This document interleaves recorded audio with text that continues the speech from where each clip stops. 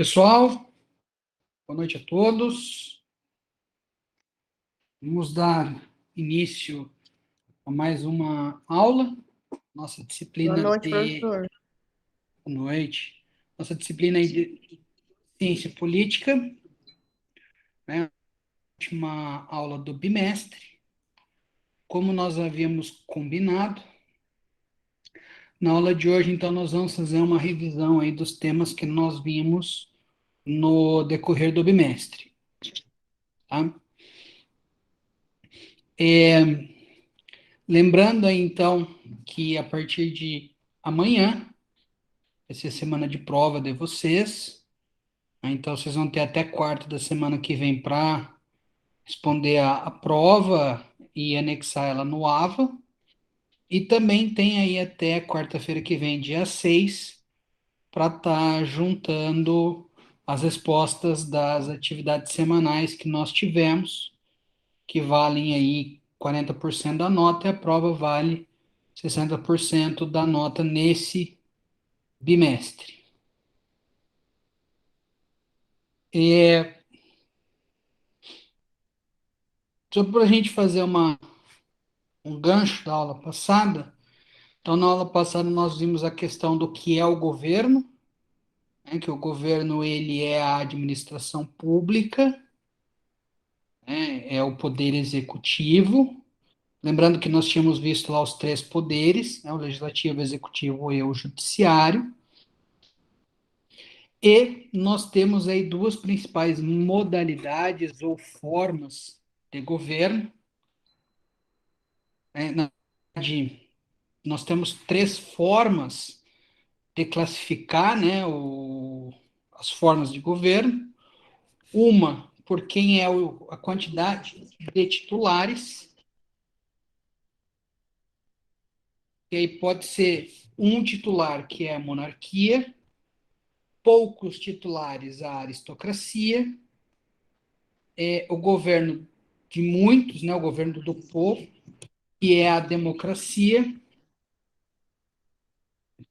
Nós vimos aí o governo dos sacerdotes, né, que são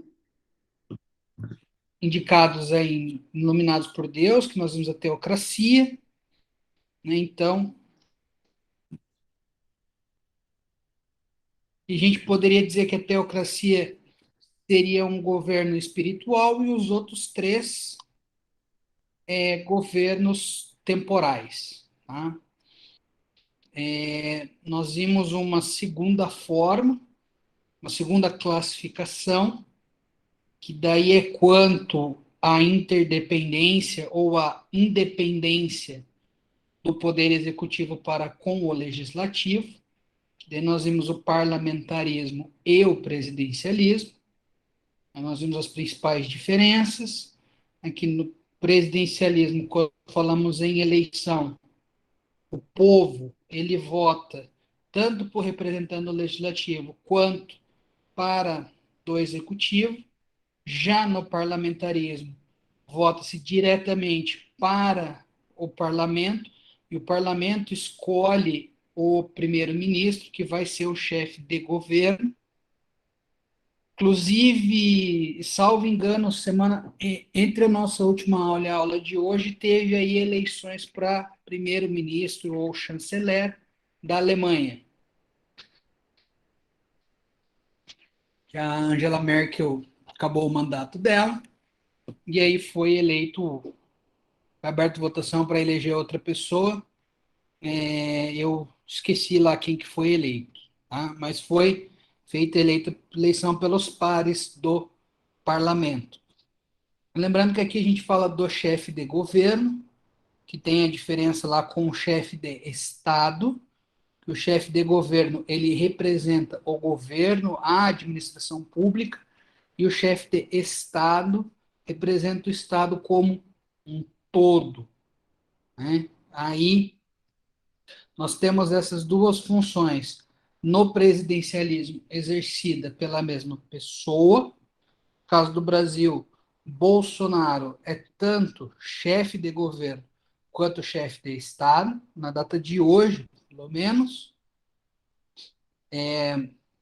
Já no parlamentarismo, nós temos aí o chanceler, o primeiro-ministro, que é o chefe do governo, e uma outra pessoa que vai ser o chefe de Estado. Tá? Aí, nós vimos a questão do voto, né, a questão das funções, a questão da responsabilidade ou da dependência do executivo para com o legislativo, que no presidencialismo eles são independentes, né, para você tirar o presidente. Você precisa de um procedimento de impeachment, você precisa de um crime de responsabilidade.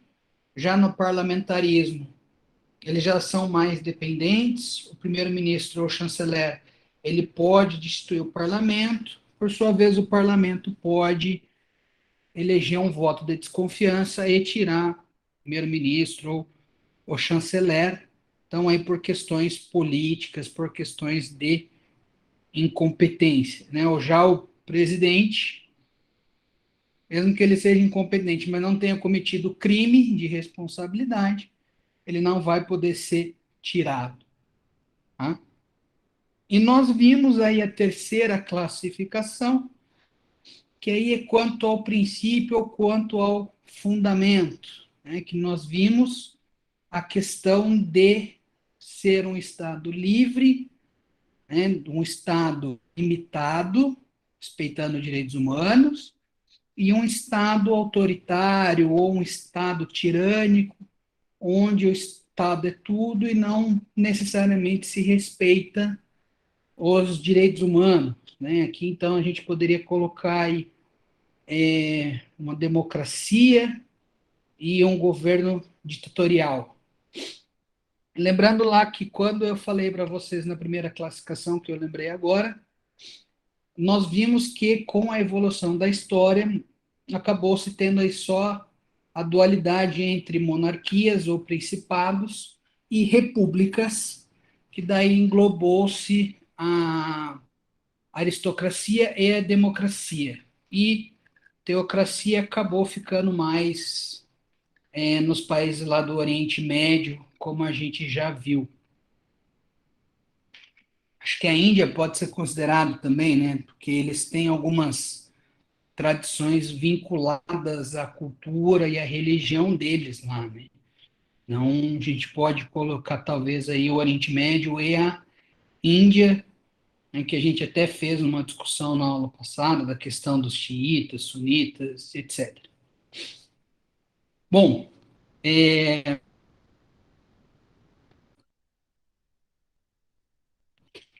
aproveitando aí, né, que nós falamos do governo, né, das formas de governo. Quando eu falei para vocês de parlamentarismo e presidencialismo, eu disse também que em alguns livros vocês vão encontrar como regimes políticos, sistemas políticos, né? Porém, tá, o professor está utilizando como formas de governo. Então, sistemas de governo, formas de governo, regimes políticos, parlamentarismo e presidencialismo. Tá? Eu entendo aí que são formas, porém, né, não está errado. Aí então, né, nós vimos também a questão. Boa noite. Aí também, né, já que nós falamos aí do legislativo, do executivo, lembrando que nós vimos a questão do poder do Estado, né, nós vimos lá que o poder do Estado, originalmente ele era absoluto, ele era concentrado em uma única pessoa, o soberano, né? Se nós formos pegar na Europa ali na figura do rei, né? Tanto que eu falei para vocês de algumas frases clássicas, né? Do rei da França, eu sou a França, eu sou o Estado. Então, se tinha essa concepção, aí com a Revolução Francesa, com a ascensão aí da burguesia, se acabou dividindo o Estado em três poderes, com base aí na ideia de Montesquieu, em judiciário, executivo e legislativo. Lembrando das funções típicas e atípicas. Então, o executivo ele possui a função típica de administrar, de gerir, né, de executar, o legislativo de legislar, de fazer as leis, e o judiciário, a função típica de julgar os processos que são levados até o judiciário. Então, o judiciário ele é inerte, só podendo se manifestar quando se tem uma ação ou alguém leva algum problema para o judiciário. Funções atípicas. O poder executivo, ele exerce a função de órgão julgador quando ele julga uma questão, por exemplo, disciplinar, né? Você tem uma comissão lá que vai fazer uma análise, vai fazer um processo, vai verificar se o servidor cometeu algo que precisa ser punido, precisa ser aplicado uma penalidade, né? Se é só uma multa, uma advertência, se é uma demissão. Então aí ele faz uma função de julgar. Ele também julga quando o contribuinte faz um requerimento aí pedindo uma isenção, uma diminuição de um imposto, ele defere ou indefere. Tá? Então, mas aí é uma função atípica. Outra função atípica, outra função atípica também do executivo é criar suas leis. Então, suas leis em sentido amplo, né? Pode editar medidas provisórias, que vão ter suas validades de 60 dias, prorrogável por mais 60 dias. Ele pode fazer decretos, né? Então, temos aí essas questões. Lembrando aí, só para vocês, né? Vocês vão ver com mais profundidade, mas as medidas provisórias aí são para questões de necessidade, não é para qualquer situação. O poder legislativo, por sua vez, ele possui a função atípica também de julgar, quando ele julga os crimes de responsabilidade, seja do presidente da República, seja do procurador-geral da República, seja dos ministros do Supremo Tribunal Federal.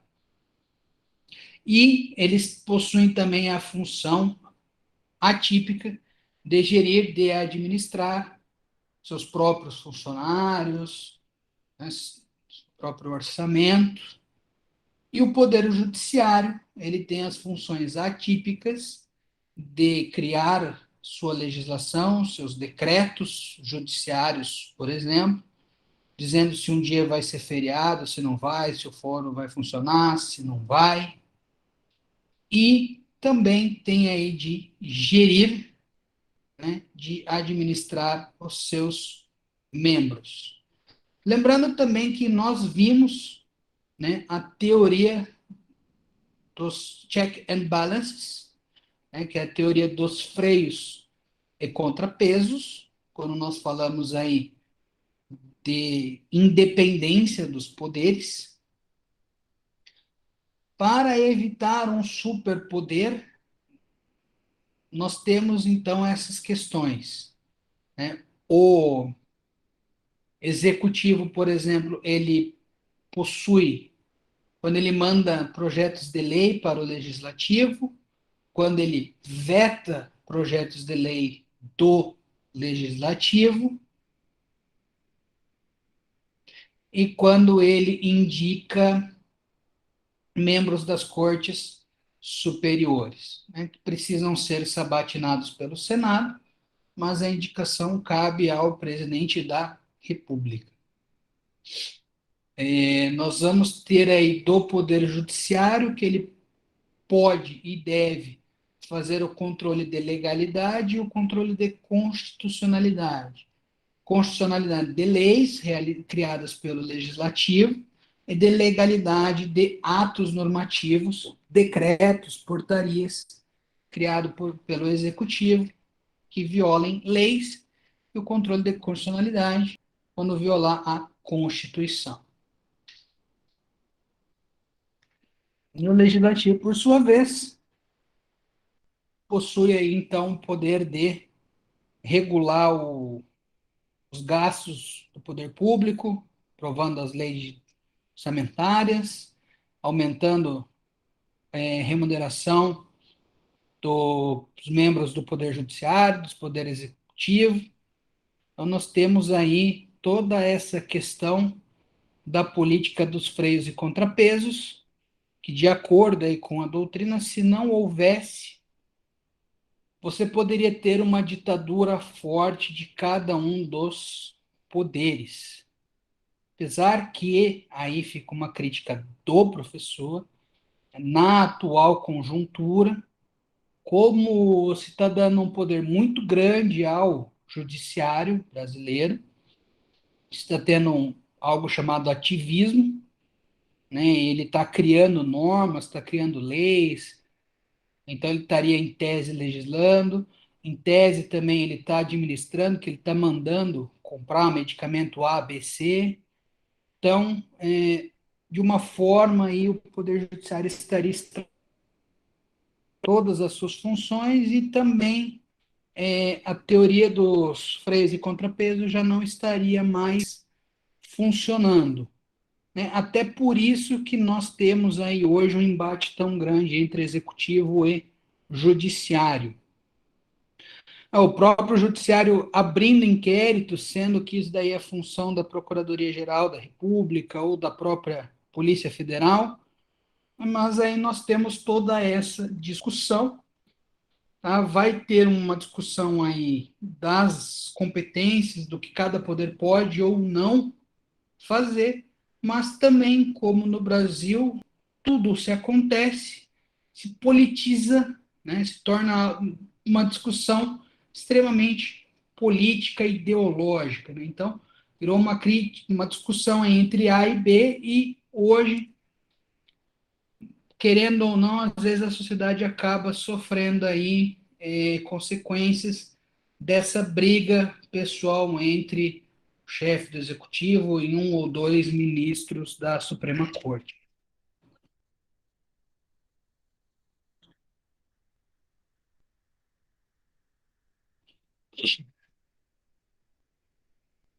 Dentro da questão do poder também, nós vimos. O professor está falando rápido, até porque é uma revisão, né? A gente já viu esses tópicos de forma mais aprofundada. Caso haja alguma dúvida, tá? Vocês vão me interrompendo, ou pode falar, pode erguer a mão aí, que daí o professor sinaliza para responder, tá?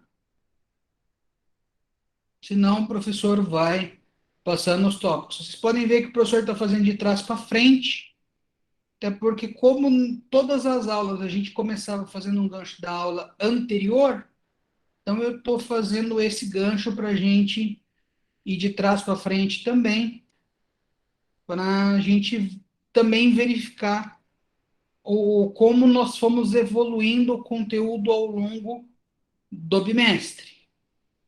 Se alguém tiver alguma dúvida aí, então, o professor está à disposição para responder, vendo a manifestação.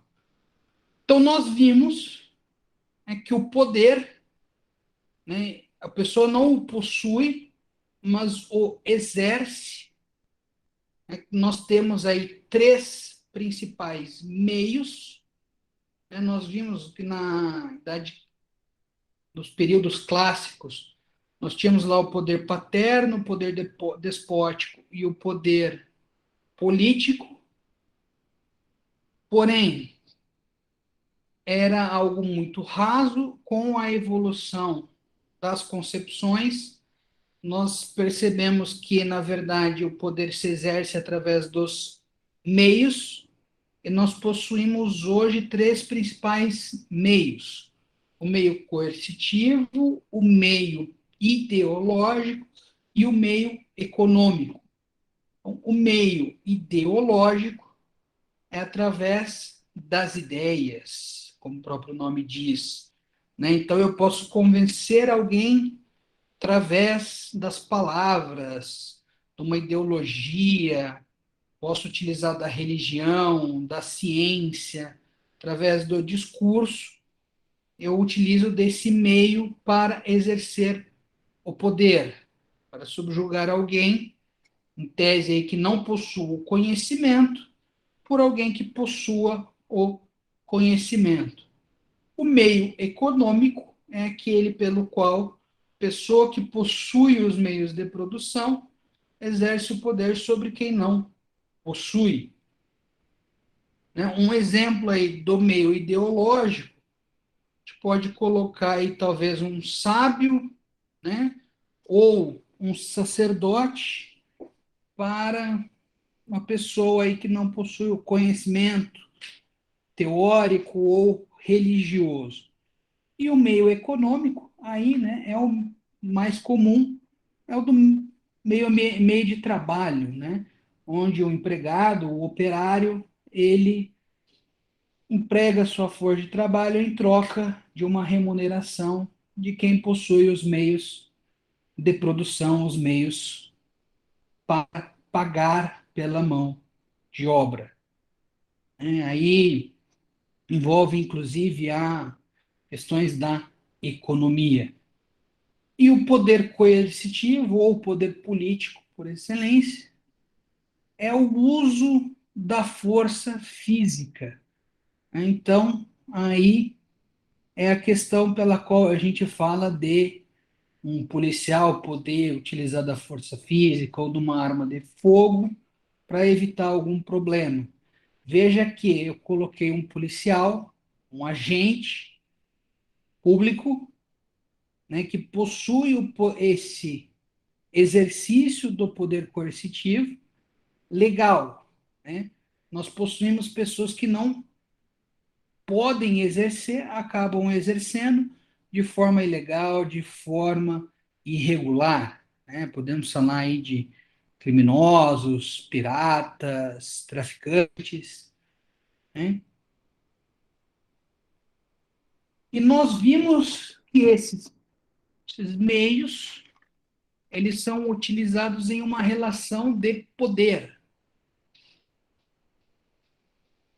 onde essa relação ocorre quando três requisitos são preenchidos.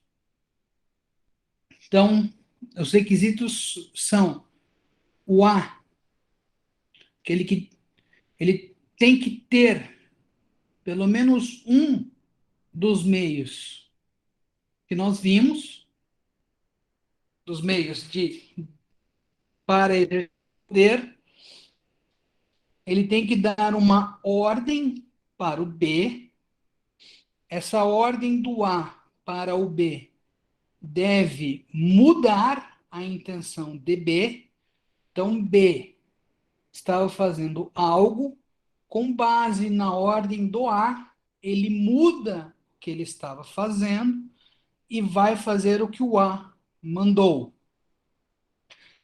E aí o terceiro requisito é que o A atinge o seu objetivo. Então, o principal exemplo que nós vimos foi a questão do pai, quando o pai chega e manda o filho parar de jogar videogame e ir estudar. Nós vimos que se o filho para de jogar videogame e vai estudar, nós tivemos uma relação de poder. Seja essa ordem do A, do pai, ocorrida por convencer o filho com as ideias de que estudar é melhor do que jogar videogame, seja com o poder econômico, não vou mais pagar a sua mesada, seja aí com o poder coercitivo ameaçando bater no filho. Tá, não estou dizendo, reiterando, né? Como eu disse na aula, nós falamos sobre isso. Não estou aqui dizendo que é legal bater, mas apenas como um exemplo teórico aí para a gente ficar claro, né? Aí também um exemplo talvez um pouco melhor aí seja do assaltante, né, do criminoso, com uma arma de fogo, pede o meu dinheiro, eu não o quero dar, mas através da ameaça eu entrego o meu dinheiro, mudando minha opinião, e ele consegue o dinheiro. Se em qualquer das duas situações o objetivo não for atingido, então, ou o filho não parar de jogar videogame, ou parar de jogar videogame e fazer qualquer outra coisa e não estudar, e na do criminoso eu não entregar o dinheiro, então nós não vamos ter concretizada uma relação de poder. Tá? Nós vamos ter uma outra relação social, mas não vai ser uma relação de exercício do poder. Nós vimos aí que nós temos também o poder potencial, que é a ameaça, e o poder real, que é quando ele ocorre, e o poder recíproco, que é quando o A exerce poder sobre B e B exerce sobre A. Né? Que daí foi o exemplo do criminoso, de ele pedir todo o meu dinheiro e eu passar uma quantia e convencer ele a me deixar com um pouco para que eu consiga pagar o ônibus. Então ele conseguiu o que ele queria, mas eu também consegui o que eu queria, que era poder pagar meu ônibus. Então veja aí que ambos temos poder um sobre o outro.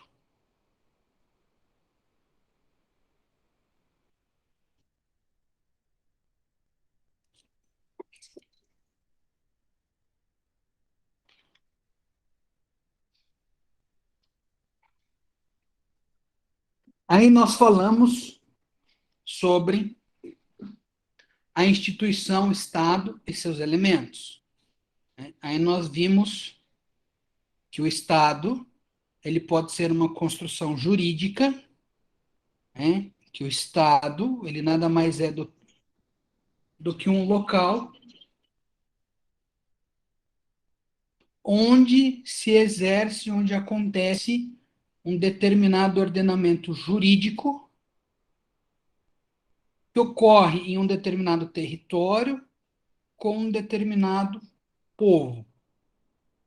Nós vimos também aí a questão política sociológica, que o Estado é um determinado território onde se tem o monopólio legítimo do uso da força física sobre um determinado povo.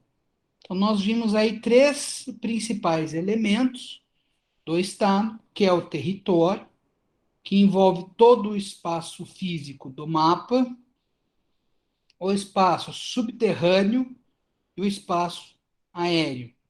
Nós vimos também que engloba o mar continental, que aí se tem uma discussão de quantas léguas seria esse mar, porém existe essa questão, e a plataforma continental, que é a parte submersa desse mar continental. Então, este seria o quesito território. Nós vimos o quesito povo, que tem-se distinção entre povo e população, que a população é toda a quantidade demográfica de pessoas no determinado território.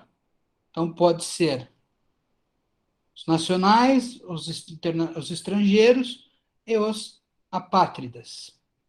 Por sua vez, o povo é apenas aquelas pessoas que possuem um determinado vínculo político jurídico para com o Estado. Que vínculo é esse, professor? É o vínculo de nacionalidade. No Brasil, nós vamos ter na nossa Constituição, lá no artigo 12.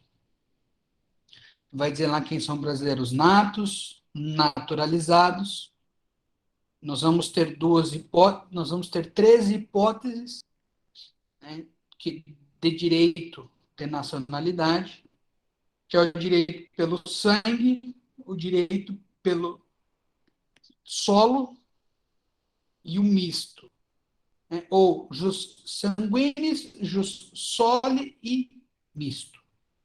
Jus sanguinis pelo sangue, direito pelo sangue.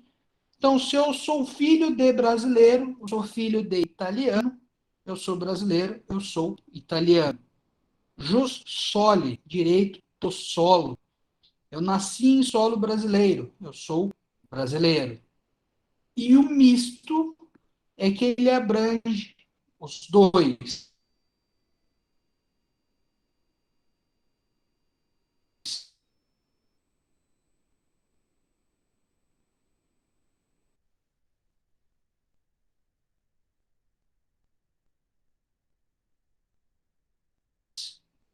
Ah, professor, qual é o regime da nossa Constituição? É o misto, por quê? Porque a regra geral é o nato. Tendo filho no exterior, será brasileiro por ser filho de brasileiro. Então, jus sanguinis, perdão, direito do sangue. Então, nós teríamos uma regra geral, que é jus soli, ou direito do solo, porém, tá, nós vamos ter também algumas exceções, umas regras especiais de jus sanguinis. Por isso que, na minha concepção, tá, o nosso sistema de nacionalidade é o misto. E nós também vamos ter aí o Instituto da Cidadania, que alguns doutrinadores aí da ciência política vão dizer que é similar à nacionalidade, porém no Brasil nós falamos que cidadania, cidadão, é aquele que está em pleno gozo dos seus direitos políticos, que ele pode votar e ser votado. Então, o menor de 16 não pode votar, não pode ser votado. O preso, que vai estar com seus direitos políticos suspensos, não pode votar, não pode ser votado. Porém, não só por isso, eles deixam de ser nacionais. Tá? Que a gente pode dizer o seguinte, que eles não perdem a nacionalidade, eles possuem a cidadania, só que eles não podem exercer a cidadania por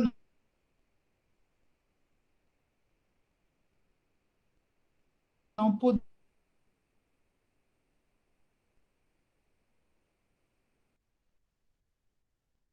ser solto da prisão, quando, salvo engano, acho que essas são as principais exceções que nós vamos ter, tá, da questão do ausência aí dos direitos políticos, da ausência de possibilidade de exercer os direitos políticos. E como o outro requisito, um outro elemento do Estado, que é a soberania, que é o poder. A soberania nada mais é do que a emanação, né, principal do poder do Estado, que até então era de forma absoluta no seu monarca, no seu representante absoluto, depois ele foi dividido, né? Então, assim, professor, se eu não tiver, após aí o movimento do constitucionalismo, se eu não tiver uma Constituição, eu não vou ter soberania. Não, a soberania ela continua existindo, né? O início do ordenamento jurídico é a Constituição. Porém, a soberania, talvez, como dizia Kelsen, né? Ele vai ser algo, inclusive, acima da pirâmide, né? Inclusive acima da Constituição. Kelsen dizia, né, na pirâmide, na teoria pura do direito de Hans Kelsen, o cume da pirâmide é a Constituição, e aí ia descendo para normas infraconstitucionais, depois infralegais, pirâmide, uma norma hipotética fundamental, que aí nós poderíamos colocar que seria, em tese, né, o elemento principal da soberania. Ela pode ser exercida de forma interna e de forma externa, de forma interna, de se autorregular, e externa, de participar dos organismos internacionais, dos tratados, das convenções internacionais. Aí nós podemos entrar naquela discussão, né, se a soberania ela é absoluta ou se ela é relativa. Hoje, levando-se em consideração toda essa questão dos organismos internacionais, das convenções, dos tratados, dos blocos econômicos, né, das organizações supranacionais, ela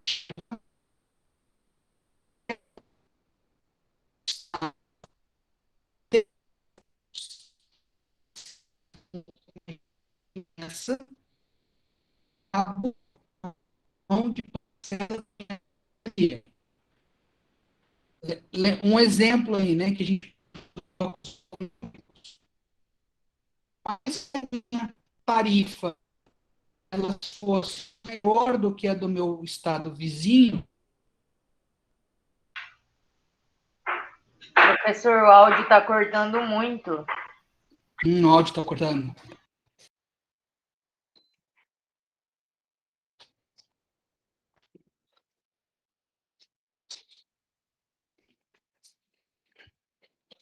Melhorou? Melhorou, melhorou. Só que volta um pouquinho, porque cortou tudo essa explicação que o senhor estava fazendo. Tá. Em que ponto que começou a cortar? Só para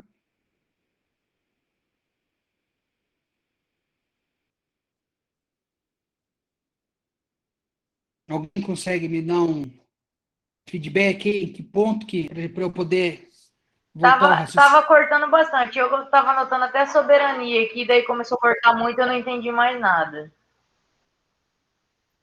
Tá, então vou recomeçar ali do ponto da soberania. Então, a questão da absoluta e relativa, seria isso?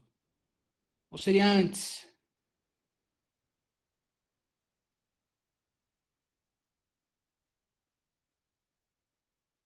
Então, ó, como nós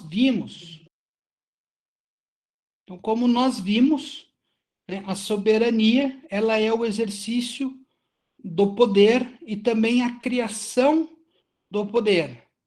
Então, nós tínhamos lá o soberano, o absoluto, que ele era o soberano, então ele determinava tudo que podia acontecer. A partir do momento que nós tivemos o movimento do constitucionalismo, o movimento da criação das constituições, então nós tivemos aí o surgimento do ordenamento jurídico como nós conhecemos, tá?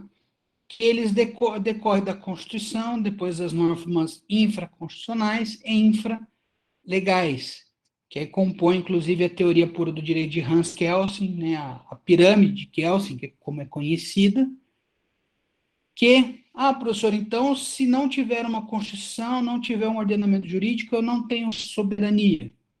É que, na verdade, a Constituição, o ordenamento jurídico, ele decorre da soberania, decorre do poder soberano, né, do poder do Estado.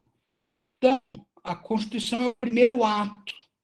Então, né, a própria teoria de Kelsen, ele diz que antes da Constituição nós vamos ter uma hipotética fundamental, que para criarmos uma Constituição, se vocês viram isso em direito constitucional, uma professora acho que vai trabalhar com vocês, poder constituinte, né, que é o poder que cria uma Constituição. Então, aí seria a primeira emanação da soberania. Então, vejam que nós já temos uma soberania, um poder, antes mesmo da Constituição. Então, a soberania interna é a autodeterminação, né? É a criação do ordenamento jurídico interno e uma soberania externa de organismos, instituições, tratados, convenções. Um exemplo aqui dos blocos econômicos é que nós vamos ter uma revisação da, da minha soberania nessa questão internacional. Um bloco econômico ele tem alguns requisitos, e um deles é eu ter uma tarifa externa comum entre todos os membros do bloco. Então, o meu imposto era maior ou era menor do que os meus vizinhos. Como nós criamos um bloco econômico, nós criamos uma tarifa comum para todos que são do fora do bloco negociar com o bloco. Então, veja, eu abro mão de parcela da minha soberania, que eu não estabeleço mais a minha tarifa, o imposto maior do que o meu vizinho. Nós chegamos num comum acordo que é numa convenção internacional do bloco econômico.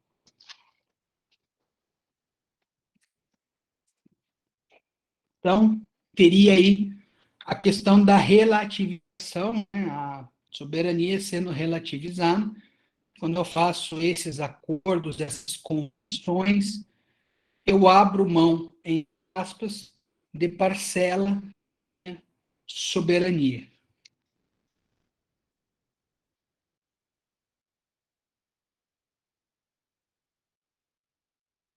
Eu falo eu aqui, né, mas de forma exemplificativa, né, lembrando em consideração o Estado, quem acaba abrindo mão aí é o Estado. Em um quarto elemento do Estado, né, que aí é o elemento teleológico, que a gente pode colocar, que é o fim ou o objetivo, que seria aí que é a busca do comum, do bem social, né, da concretização dos anseios da sociedade. Se nós pegarmos a nossa Constituição, nós vamos ver lá que a Constituição coloca objetivos do Estado, erradicar a pobreza, eliminar as desigualdades. Porém, se nós formos pegar cada grupo, cada ideologia política, ela vai ter um entendimento do que seria esse bem comum. Então, a grosso modo, é um núcleo que bem é a defesa do território, né, a manutenção do território para que não se perca, levando em consideração, inclusive, que o Brasil já teve um problema desse, né, o Uruguai, não sei se inteiro ou uma parte, fazia parte do Brasil, mas o Brasil acabou perdendo mediante guerra, salvo engano. Acho que era Cisplatina, alguma coisa nesse sentido. E aí, né, a manutenção da ordem de forma geral.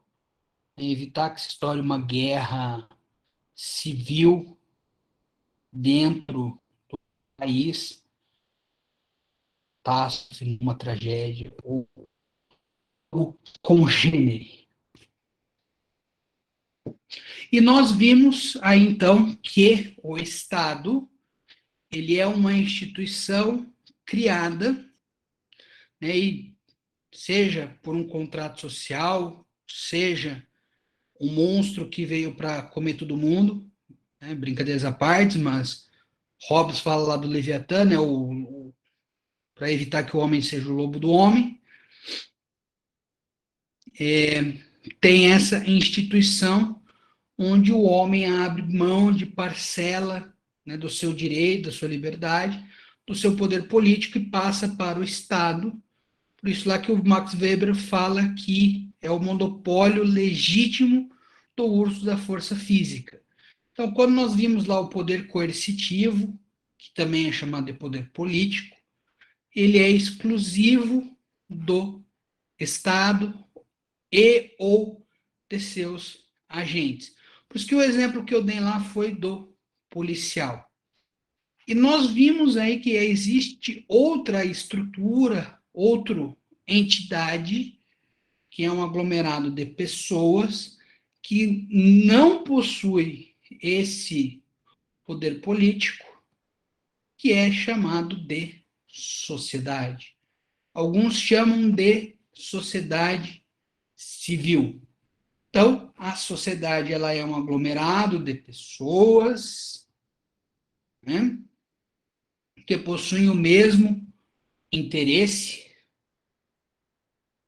podendo ser concebido em duas grandes correntes, né, que é a corrente organicista, ou a concepção organicista, e a mecanicista, que a primeira, as pessoas se unem para criar um algo maior, para buscar o bem comum, e a segunda, que as pessoas são as engrenagens que movem esse ente sociedade.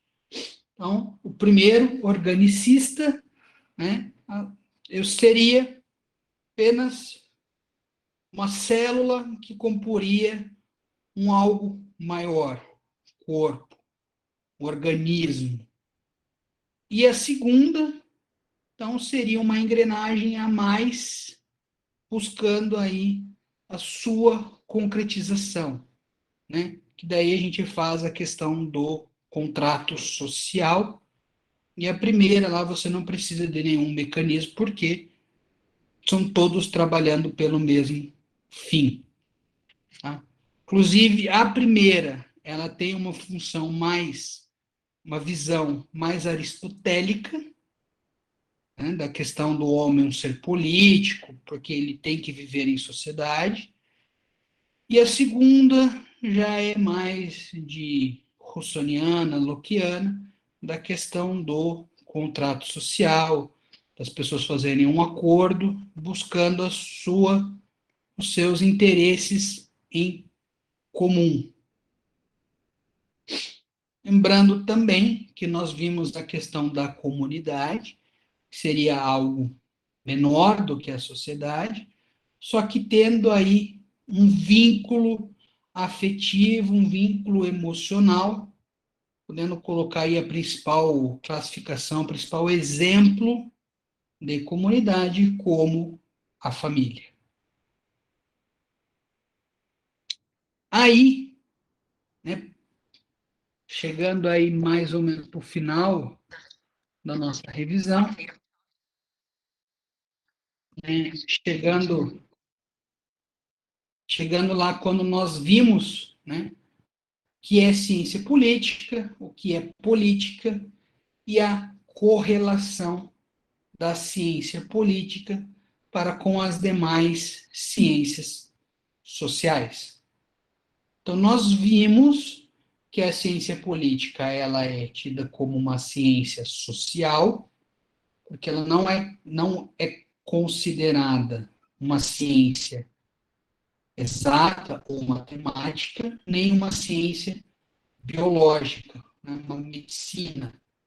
Então, como ela estuda o comportamento das pessoas, as relações interpessoais, né, ela primeiramente teve como uma classificação talvez de uma ciência humana, atualmente são tidas como ciências sociais. Direito, tá, também é considerado um exemplo de ciência social, que ele também estuda interações entre pessoas, né? O exercício de direitos, obrigações entre pessoas, nos vários ramos do direito, né? Seja penal, administrativo, tributário, civil, entre outros. Então, nós vimos aí que a ciência política é essa ciência social que ela estuda a ocorrência dos fenômenos ou dos fatos políticos, né? Os eventos políticos, esses eventos que ocorrem no Estado ou na sociedade, tendo aí a busca do exercício do poder, tendo em vista como nós já vimos até agora, a política ela está interligada, os fenômenos políticos, eles estão interligados para com o exercício do poder. Lembrando que nós vimos que política nada mais é do que, na sua concepção clássica, que diz respeito à polis, então tudo que dizia relação da vida em sociedade, a vida na cidade-estado, politikos, né? Relação à polis, que era aonde ocorria a vida em questão social. Com o passar do tempo, nós vimos lá que se mantém essa questão, só que aí também tem os desdobramentos de você gerir e de você determinar normas nessa sociedade. Então vejam aí que nada mais é do que nós já vimos até agora, a política, o fenômeno político, o fato político. Aí, né, nós vamos ter os prismas que o Paulo Bonavides nos coloca, que é o prisma filosófico, de haver a ciência política, o prisma jurídico e o prisma sociológico. Ele nos traz aí que o prisma filosófico, né, é a análise do dever ser no tempo presente, ou de como deveria ser no passado, ou de como deverá ser no futuro. Então, é a questão filosófica, a análise dessas situações, desses fatos, desses conceitos, de como efetivamente se deveria ser ou se deve ser. Né? O cunho sociológico, ele já traz para uma análise, né, o prisma sociológico, já traz para uma análise mais concreta, e o prisma jurídico vai nos trazer aí a correlação de direito, Estado e política. Né? Mais uma vez, aí com os pensadores que nós já vimos, né? O prisma filosófico Aristóteles, o prisma sociológico Max Weber e o prisma jurídico Hans Kelsen. E a concepção mais moderna, de acordo com o professor Paulo Bonavides, é que esses prismas eles não conseguem, eles não podem ser apreciados de forma isolada, mas sim de uma forma tridimensional. Então, eu não posso simplesmente pegar uma visão filosófica, ou jurídica, ou sociológica. Eu tenho que pegar uma visão que utilize os três. E nós vimos aí, né, a correlação entre a sociologia e a ciência política, né, que inclusive possuem fatos, fenômenos próximos, com a economia, né, os sistemas econômicos, os fatos econômicos que são políticos, né, o exercício do poder pelo meio econômico. Nós vimos através do direito, com toda essa criação, né, hoje, principalmente dos direitos públicos, do direito constitucional, direito administrativo, que envolvem toda essa questão das formas de governo, formas de Estado, direitos humanos, enfim. Vimos com a história, né, porque a correlação da ciência política com a história, porque nós analisamos o fato político no passado e no presente para conseguir entender como se está, como ocorreu, como está ocorrendo, para traçar paradigmas para o futuro. Então, nós temos todas essas correlações entre essas ciências sociais e a ciência política.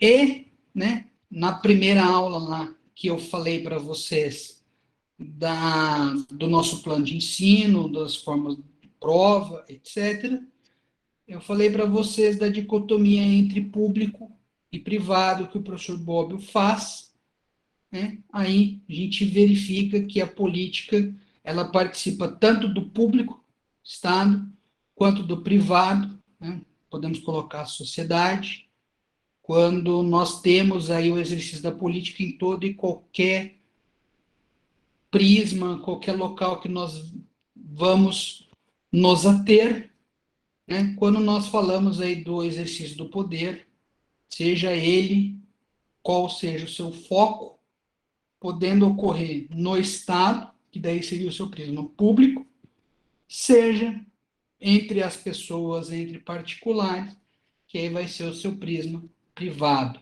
Então aí a política ela sempre vai participar dessa dicotomia público-privada, porque ela decorre da nossa vida em sociedade. Bom, pessoal, essa então foi a nossa revisão do nosso primeiro bimestre, desde a nossa primeira aula até a nossa aula passada, fazendo uma retrospectiva ao contrário, né? O professor falou bastante, vocês ouviram bastante. Espero aí que as dúvidas tenham sido sanadas, né? Mais uma vez, aí, como eu falei no começo da aula, vou relembrar agora. Amanhã começam as provas.